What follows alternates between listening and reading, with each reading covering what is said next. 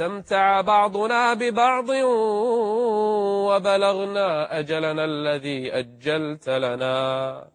تدرون كيف يرد الرب عليهما الطرفين؟ قال النار مثواكم. اللي كان يعبد الجن والجن اللي سووا هذا بالإنس، النار مثواكم خالدين فيها. هل تظن أنك خاتم راح يدفع عنك الضر ولا يجلب لك النفع؟ لا، شو يسوون إذا استنزل بعضهم؟ جابوا بعض أنواع البخور واستغاثوا بهذا الجني، يسمونه جني، يسمونه سيد. راح نقول لكم في الفقرة الثالثة بالتفصيل شنو يصير إذا استنزل يستغيثون فيه. وأنه كان رجال من الإنس يعوذون برجال من الجن فزادوهم رهقا. حفلات الزار اللي رايح لها يقول لك أنا أستانس، شيخ ايش فيكم؟ ما سوينا شيء، طالع مالي شغل.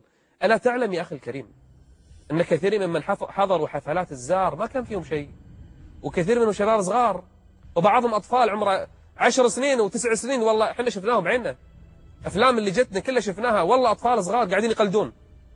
ما تدري يوم من الأيام أو في الحفلة قد الجن يدخل فيك، قد تلبس. تدري بعضهم شو يقول؟ يقول ودي والله وديك الجن يلبسك. اي والله أحسهم مستانسين متلذذين. شوف شو الشيطان زين لهم أعمالهم. بعضهم ما في جن، قاعد يرقص رقص هستيري، يقلد يهستر. وراح نشوف بعد الفاصل راح نشوف تقرير حقيقي طمسنا أغلبه، بس راح يبين، راح تشوفون المناظر الغريبة المفزعة لإنس تلاعبت بهم الجن فيما يسمى حفلات الزار. كونوا معنا بعد الفاصل.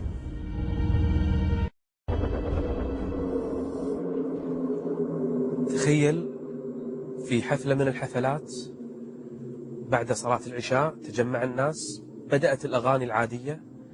هذه الأغاني العادية، هذه الطبول التي تقرع، هذا فقط استدعاء للجن والشياطين. وبعض الشباب الصغار أول مرة يحضرون، ثاني مرة ما يدرون شو السالفة، قاعدين متجمعين، ويبدأ الرقص ويبدأ الغناء يتطور من نوع إلى نوع. دقة الواحدة، الدقتين، الثلاث، الثقيل. يبدأ الناس الخبيتي يبدي، بعدين عقب السامري يبدأ الناس الآن يتحمسون ويتنشطون، يسخن الجو. تشوف لك واحد بينهم بدأ الحركات فيه تصير غريبة، الهزات شوية غريبة، أحيانا يرجع ورا، أحيانا يطيح ويقوم، أحيانا يسجد على شيء، قاعد يسجد حق شنو ما تدري، أحيانا يغطي وجهه ويبدأ بحركات عجيبة، أحيانا يصيح، أحيانا يتغير صوته، امرأة يتكلم صوت رجل ورجل بصوت امرأة، أحيانا الفرة اللي قاعدة تصير، أحيانا يزبد وهذه قمة النشوة عندهم، أحيانا يبدأ يغيب عن الوعي. يبدون يجون يسألونه، يقولون له وين بيتكم وين بيتكم وين بيتكم، ما يقصدون بيتهم، يقصدون يقولون له شنو تبي من الأغاني، فيعطيهم مقطع من أغنية. الجن اللي يقول لهم مو الإنسي، أعطوني الأغنية، فيقولون حق الفرقة ترى الأغنية الفلانية يبيها، يبدون يعزفون على هذه الأغنية عشان يقوموا مرة ثانية. حركات مخيفة، حركات عجيبة.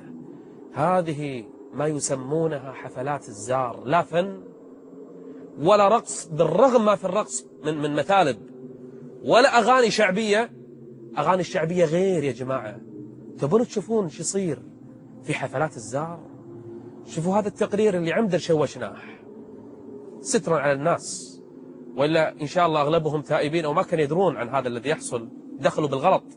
لكن شوفوا هذا التقرير علشان تعيشون الجو وتعرفون الضلال اللي وقع في بعض الناس من باب الفن، من باب الأغاني، من باب المتعة، من باب الوناسة. شوفوا ولنا تعليق بعد هذا التقرير.